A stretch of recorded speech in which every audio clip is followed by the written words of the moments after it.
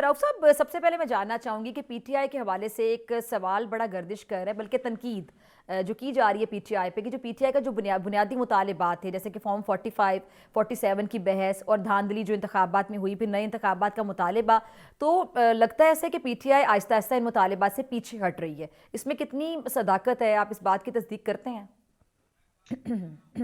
मैं बिल्कुल इस बात की तस्दीक नहीं कर सकता, क्योंकि ये बात सच सच ही नहीं है। ये बिल्कुल स्पेकुलेशन है। और ये वो जो जो आजकल डिसइंफॉर्मेशन की कैंपेन लेके चले हुए हैं, जो आपकी स्क्रीन्स के ऊपर हर शाम को बराजमान नजर आते हैं और वो अपनी बेहंगम की चला रहे होते हैं। बिल्कुल देखिए,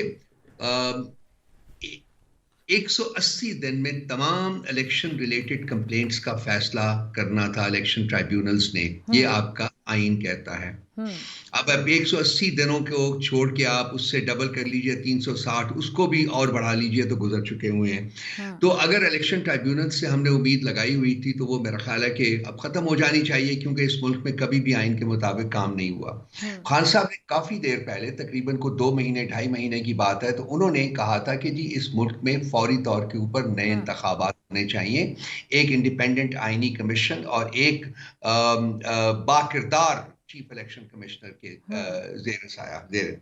तो वो हमारा मुतालबा था, वो हमारा मुतालबा है। क्योंकि जो दूसरा था कि जी फॉर्म 47 और फॉर्म 45 वाला जो चक्कर था, वो तो ये इलेक्शन कमीशन आपको पता है कि ना उसने करना है ना वो करेगा। तो मामलात किसी और तरफ बढ़े थे। तो और बाकी भी जो पॉलिटिकल पार्टीज हैं, क्योंकि उनका मुतालबा भी फौरी नए इलेक्शंस करवाने का था, तो फिर उसकी आवाज में हमने भी अपनी आवाज जो थी वो मिला दी थी।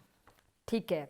तो सर, ये जो आपकी आवाज़ की आप बात करें, तो आपकी पार्टी में जो 2 तरह की आवाज़ है, इसकी क्या वजह है? क्योंकि कुछ लोग रखते हैं, कुछ मुख्तलिफ राय रखते हैं, और पार्टी में भी अक्सर एक दूसरे पर शुकुक व शिबात का बाकायदा इजहार किया जाता है और अलान किया जाता है। बहुत सी शख्सियात ऐसी हैं आपकी पार्टी की, जिनके बारे में पार्टी के लोग ही कह रहे होते हैं कि शायद ये खान के साथ मुखलिस नहीं है, शायद ये चाहते नहीं कि खान साहब बाहर आए, डियाला का दरवाज़ा खुले।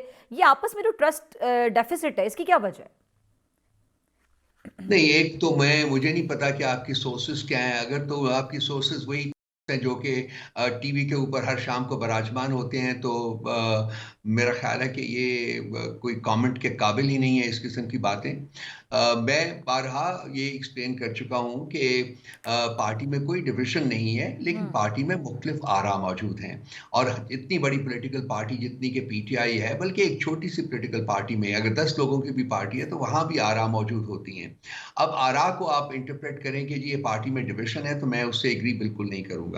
हर कोई पार्टी का प्लेटफॉर्म इस्तेमाल करके फ्रैंकली और बड़ी कैंडिडली अपनी अपनी अपने ख्यालात का इजहार करता है। उसके बाद जब पार्टी फैसला करती है खान साहब की डायरेक्शंस के मुताबिक, तो फिर वो हर पार्टी के बंदे के ऊपर वो जरूरी हो जाता है कि वो उसको फॉलो करे।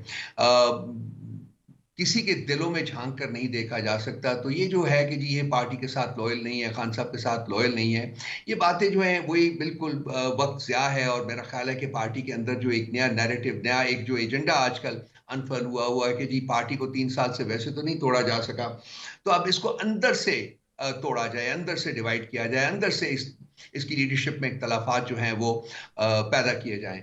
और आप ये तमाम जो डाउट्स आते हैं शाम को, आप देखिएगा कि उनकी अब जो डायरेक्शन है क्रिटिसिज्म की, वो यही है कि जी ये पार्टी जो है ये डिवाइड हो चुकी है और ये आपस में लड़ाई कर रहे हैं।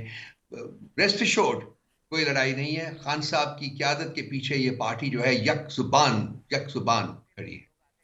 तो सर, ये जो आप टाउट्स कह रहे हैं, ये आप अपनी पार्टी के लोगों को कह रहे हैं, जो मुझे समझ आ रही है? नहीं नहीं, मैं अपनी पार्टी के लोगों नहीं कह रहा। वो जो लुटआउट्स आप लोगों की महफिल में बैठे होते हैं, आप लोगों के प्रोग्राम्स में आए होते फॉर हैं, एग्जाम्पल, कौन? वो बड़े। खुलकर बात करें ना, अब आप तो खुलकर नहीं बात नहीं, करें। मैं नाम नहीं लेना चाहता। वो नाम उनके इस काबिल ही नहीं है। वो बड़ा मुंह का जायका खराब हो जाता है इन टाउट्स का नाम ले तो। छोड़ दीजिए, आगे चलिए। ठीक पार्टी है। में हमारे कोई नहीं है ऐसा। आपकी पार्टी में कोई इख्तलाफात नहीं है? पार्टी में इख्तलाफात की बात मैंने कहा ना कि आरा हैं, मुख्तलिफ राय है लोगों की, और वो डिस्कस होती है और होनी चाहिए। खान साहब खुद पूछा करते थे, हमें याद है उन दिनों में कहते थे आप बताओ भाई तुम्हारी क्या राय है, तुम बताओ तुम्हारी क्या राय है। तो ये कोई पार्टी में इख्तलाफात की बात नहीं होती है, पार्टी में मुख्तलिफ आरा की बात होती है, और ये प्लेटफॉर्म जो पार्टी के हैं उसके ऊपर पूरी आज़ादी तो होती है कि आप ठीक खुलकर है राउफ साहब, अपनी ठीक है, आरा आप का आपकी इजहार इस बात से मैं अग्री करती हूँ कि पार्टी में सबकी एक अपनी राय होती है, अपनी आरा होती है, जो कि मुख्तलिफ भी हो सकती है, उसमें आपस में इख्तलाफ भी हो सकता है, ठीक है, फेयर इनफ। लेकिन क्या वो आरा, वो राय, वो ओपिनियन इस हद तक मुख्तलिफ हो सकता है कि एक दूसरे को गद्दारी के सर्टिफिकेट बांटने शुरू कर दिए जाएं? यहाँ तक आप लोग कह रहे होते हैं, आप लोग के लोग आके कह रहे होते हैं, अब तो ऑन रिकॉर्ड ऐसी बातें हो रही होती हैं कि फलां खान के साथ मुखलिस है, फलां खान के साथ मुखलिस नहीं है, कोई विकेट की दोनों तरफ खेल रहा है। अब अली मिन गंडापुर साहब पे क्या तनकीद नहीं होती कि आपकी पार्टी की तरफ से नहीं हो रही होती? नहीं, ये पार्टी की तरफ से तनकीद नहीं हो रही होती बीबी। वो अगर अगर जो इनके जो अपने इन्होंने कोई सोशल मीडिया के ऊपर अपने बंदे छोड़े हुए, अगर वहां से तनकीद होती है तो वो उस तनकीद की कोई क्रेडिबिलिटी तो जो नहीं है, सोशल मीडिया और हम अकाउंट्स जो उसको तनकीद रिफ्यूट कर करते रहे हैं। होते हैं, आप कह रहे हैं कि वो जो टाउट्स हैं कुछ जो कि आपकी पार्टी के नहीं कहीं और के हैं, बकौल आपके, उन्होंने छोड़े होते हैं वो अकाउंट्स। एब्सोल्युटली, एब्सोल्युटली, एब्सोल्युटली, तो सर जो बिल्कुल। पीटीआई के अपने जो ऑफिशियल अकाउंट से ट्वीट्स हो रही होती हैं, और बहुत से लोग जो पीटीआई के नाम पे पहचान बना के अभी कुछ मुल्क से बाहर भी बैठे हुए हैं, तो वो भी कोई टाउट्स हैं? बीबी, हमारे जो अकाउंट्स, जो पीटीआई के अकाउंट्स हैं, जो पीटीआई के अकाउंट्स के तौर के ऊपर चलते हैं, उनमें से तो मेरा नहीं ख्याल कि किसी पार्टी लीडरशिप के ऊपर क्रिटिसिज्म हो रही होती है। हम्म, ठीक है, यानी आप इस बात को बिल्कुल मानने के लिए तैयार नहीं है, जो मुझे समझ आ रही है कि जी आपकी पार्टी में किसी किस्म की डिवीजन है, या लोग एक दूसरे के खिलाफ हैं, या एक दूसरे को शक की निगाह से देखते हैं। देखिए बीबी, मैंने पहले आपको कहा कि पार्टी में मुख्तलिफ आरा पाई जाती हैं। जब भी कोई इश्यू सामने आता है, लोग अपनी आरा का इजहार करते हैं। आप उसको कोई नाम दे लीजिए, आप उसको नाम अगर डिवीजन का देना चाहती है तो मैं उसके साथ एग्री नहीं करता, हम्म, क्योंकि ये डिवीजन नहीं है। ये लोग लोग हर कोई बंदा जो है अपने तरीके से मसाइल को हल करने के लिए अपनी अपनी प्रपोजल देता है, चले वो हम सुने जाते हैं, उसकी चले, बेसिस के ऊपर फिर फैसले हो ठीक जाते है, हैं। That's it. ठीक है, अच्छा चलिए, ठीक है, आगे चलते हैं। जो जेयूआई के साथ इत्तेहाद है पीटीआई का, जो कि अभी तो फिलहाल खटाई में पड़ता हुआ दिखाई देता है, या डिले का लफ्ज़ अगर मैं इस्तेमाल करूं तो आप अग्री करेंगे, इसकी क्या बुनियादी वजह आपको समझ आती है? क्योंकि अब जो जेयूआई के जो बड़े कुछ सीनियर लोग हैं, जैसे कामरान मुर्तज़ा साहब, वो मेरे प्रोग्राम में अक्सर ये बात करके जाते हैं, या जितने भी लोग हैं वो एहतजाजन ये बात ऑन रिकॉर्ड कह रहे हैं कि जी आपकी पार्टी के कुछ लोग इस्टेब्लिशमेंट से राब्ते में हैं, और जब वो उनसे भी राब्ते में रहेंगे तो ये जो एक इत्तेहाद बनना था, ये डिले हो रहा है इस वजह से। तो आप इस बात की भी तस्दीक करते हैं, या ऐसी भी कोई बात नहीं है? देखिए, इस्टेब्लिशमेंट के साथ जो डायलॉग है वो ओपन रखा हुआ है बिल्कुल, लेकिन वो किसी डील करने के लिए नहीं रखा हुआ। वो आइन और कानून की बालादस्ती इस्टेब्लिश करने के लिए है। वो ये बड़ा हम बार बार क्लियर कर चुके हुए हैं, मैं भी बार बार क्लियर कर चुका हुआ हूं। और मेरा नहीं ख्याल कि पाकिस्तान के इंस्टीट्यूशंस के साथ बातचीत इस मकसद के तहत अगर की जाए तो उसके ऊपर किसी को कोई ऑब्जेक्शन होगा। हाँ, अगर बातचीत जो है कोई डील तय करने के लिए की जाए तो वो एक ऐसी बात होगी जिसके ऊपर बाकी पॉलिटिकल पार्टीज ऑब्जेक्ट कर सकते हैं। खान साहब ने खुद कहा है कि हम सिर्फ और सिर्फ बातचीत करेंगे आइन और कानून की बालादस्ती जो है उसको एस्टैब्लिश करने के लिए। मेरा नहीं ख्याल कि जेयूआई या कोई भी और पॉलिटिकल पार्टी जो है उसके साथ कोई इख्तलाफ रखती है। मैं ठीक है, आपसे अर्ज कर दूं सिर्फ ये कि डिले जो आपको नजर आ रही है वो इसलिए है कि जेयूआई ने कुछ वक्त मांगा था, क्योंकि वो अंदरूनी तौर के ऊपर कोई उनकी कोई वो मुशावरत करना चाहते थे। हम्म, और उसके बाद थोड़ी देर के लिए असद कैसर साहब मुल्क से बाहर गए हुए हैं, वो वापस आ रहे हैं वीकेंड के ऊपर, मेरा ख्याल कल वापस आ रहे हैं। तो अगले वीक से जो है उनके साथ बातचीत शुरू हो जाएगी, और मेरा ख्याल है कि जल्द ही कोई फैसला कर लिया जाएगा। हम्म, ठीक है जी। कामरान मुर्तज़ा मेरे प्रोग्राम में ये पिछले हफ्ते बात करके गए थे कि जी हम असद कैसर साहब से रब्ता करना चाह रहे हैं, और असद कैसर साहब से ही हम बात करेंगे, वही गारंटी देंगे, और जब वो पूरा बताएंगे इस बारे में, को अपना जवाब देंगे, तो फिर मैं मौलाना फजल रहमान साहब से बात करने की सिचुएशन में हूँगा, कंडीशन में होगा। तो वो ये कहना चाह रहे थे कि 19 तारीख से पहले पहले हम चाह रहे हैं कि उनका हमसे रब्ता हो जाए। बहरहाल अभी तक उनका रब्ता नहीं हुआ, किसी किस्म का प्रॉपर मौक़िफ़ सामने नहीं आया पीटीआई की जानिब से। मैंने अर्ज किया ना कि असद कैसर साहब मुल्क से बाहर गए हुए हैं, मेरा ठीक, ख्याल आज रात वो वापस आ ठीक, रहे हैं। आज 19 ठीक है। तारीख है, और कामरान 19 साहब को ने, नहीं राउत होगा। साहब भी प्रोग्राम में यहाँ तक मेंशन किया कि हम ये चाह रहे हैं कि वो मुल्क से बाहर ही हैं, तब भी मुझसे रब्ता कर लें एज सुन एज पॉसिबल। नहीं, अगर आप मुझे कहते ये बात, वो मुझे फोन कर देते तो मैं असद कैसर साहब पे टेलीफोन पर रब्ता करा देता फौरन, उसमें तो कोई प्रॉब्लम ही नहीं था। ठीक है। अच्छा सर, आपने एक और बात की, अभी आपने कहा कि जी जो डील है उसके लिए हम बातचीत नहीं कर रहे हैं, वैसे बातचीत कर रहे हैं। तो जरा आम अल्फाज में बताइएगा कि आम बातचीत में और डील में क्या फ़र्क होता है? डील का मतलब अक्सर जैसा कि नवाज शरीफ करता है, जैसे शहबाज शरीफ तो क्या करता वो है, बातचीत से जैसे शुरू नहीं जरदारी। होती? मैं बात सुन लेना। जी जी। जो जरदारी करता है हम्म। वो, उसके बाद वो रिलीफ लेते हैं, बाहर चले जाते हैं, हॉस्पिटल में मुंतकिल हो जाते हैं, नॉर्मल जिंदगी गुजारते हैं, और उसके बाद वापस आते हैं, अब फिर हम्म। ताकत में आ जाते हैं। ये है डील हमारी, ठीक। किक आउट एंड किक इन।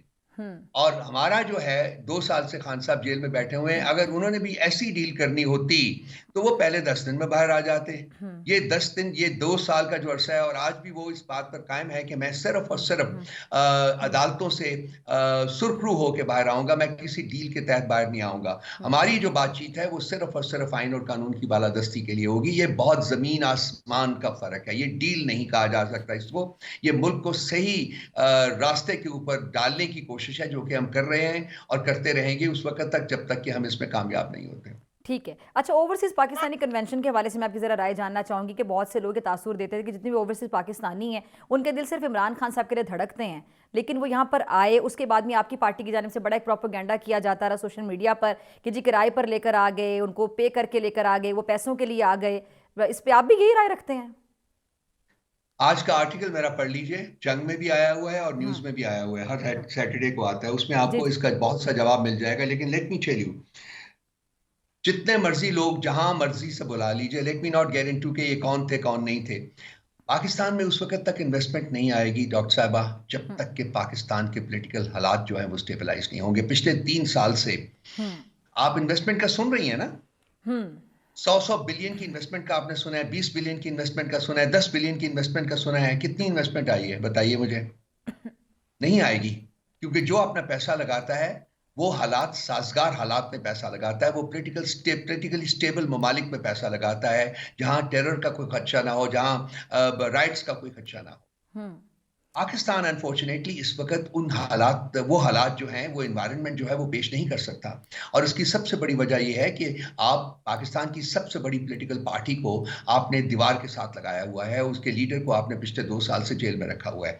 जब तक आप सियासी हालात इस मुल्क के स्टेबल नहीं करेंगे, दुरुस्त नहीं करेंगे, जब तक आप खान साहब को नहीं छोड़ेंगे, जब तक पार्टी के ऊपर जो जुल्म जबर हो रहा है वो खत्म नहीं होगा, जब तक हालात नॉर्मलाइज नहीं होंगे, उस वक्त तक पाकिस्तान में इन्वेस्टमेंट नहीं आ सकती। हाँ, आप ये कर रहे हैं कि पाकिस्तान के एसेट्स जो है वो बेचते जा रहे हैं। कब तक आप एसेट्स बेचेंगे? कब तक मुल्क चलाएंगे कर्जे के ऊपर और एसेट्स बेच के?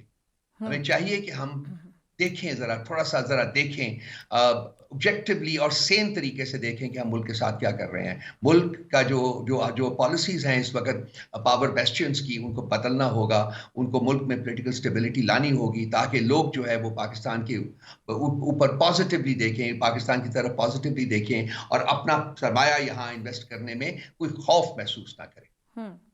ठीक है जी। अच्छा, फिर कब तक आप एक्सपेक्ट करें कि अडियाला का दरवाज़ा खुल जाएगा और मौलाना फजल रहमान साहब की पार्टी से जो आपकी पार्टी का इत्तेहाद है, जो कि फिलहाल अभी डिले तो होता हुआ नजर आ रहा है, तो असद कैसर साहब की वापसी के बाद हम एक्सपेक्ट कर सकते हैं कि ये मामला भी किसी तरीके से हल होता नजर आएगा? जी, कोशिश तो पूरी है जी, हमारी ख्वाहिश भी है, कोशिश भी है कि हो जाए। और उनकी जो क्वेरीज थी वो, उसके लिए उन्होंने टाइम मांगा हुआ था, वो टाइम अब खत्म है। तो अब होपफुली इंशाल्लाह ताला आज अगर रात को असद कैसर साहब आ जाते हैं या कल आ जाते हैं, तो उसके फौरी बाद जो है वो मौलाना साहब से रब्ता किया जाएगा और कोशिश की जाएगी कि मामला जो है वो तय हो सके और हम इकट्ठे मिलकर ये जो एक कौमी मूवमेंट है, पुरअमन मूवमेंट है, इसमें शरीक हो सके। अच्छा राउफ साहब, एक और चीज़ समझ नहीं आती कि एक जानी मौलाना फजल रहमान साहब का साथ भी चाहिए आपको, जो कि इमरान खान साहब भी चाहते हैं, फिर जैसे अली मीन गंडापुर साहब, अक्सर मैं ये बात करती हूँ कि कॉन्स्टिट्यूंसी हल्का एक हो तो जारी बात है हल्के की सियासत को भी जिंदा रखना होता है सियासतदान ने। तो अली मीन गंडापुर साहब की जानिब से कोई ना कोई तनकीद या इस तरह के अल्फाज सामने आ जाते हैं जिस पर कैटेगोरिकल उनको मना भी किया जाता है कि आप ज़रा हाथ हल्का रखें, मौलाना साहब को तहफ़्फ़ुज़ात होते हैं।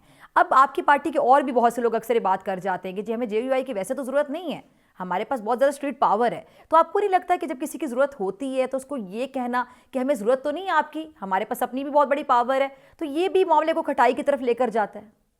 देखिए, सख्त बातें दोनों तरफ से होती हैं। अभी आपने कामरान मुर्तज़ा साहब की बात की, मैं उनका बहुत एहतराम करता हूं, लेकिन सख्त बातें वो भी कर जाते हैं। तो ठीक है, ये पॉलिटिक्स में होता रहता है। जैसा कि कोई बात? पॉलिटिक्स में ये होता रहता है और इस चीज़ें टॉलरेट करनी पड़ी हैं। कॉन्स्टिट्यूंसी पॉलिटिक्स को पार्टी पॉलिटिक्स से अलग करके देखना चाहिए, कौमी पॉलिटिक्स से अलग करके देखना चाहिए। मेरा ख्याल है कि हम बहुत करीब हैं एक इत्तेहाद करने के, और मैं नहीं चाहूँगा कि इस सिलसिले में कि मैं कोई इस किस्म की गुफ्तगू करूँ जिससे कि खुदा न खास्ता उसके ऊपर कोई असर पड़े। तो इसलिए मेरा ख्याल है कि 1, 2, 3, 4 दिन और इंतज़ार कर लीजिए। जैसा भी है वो हालात सामने आ जाएंगे आपके। मूवमेंट तो आगे चलनी है।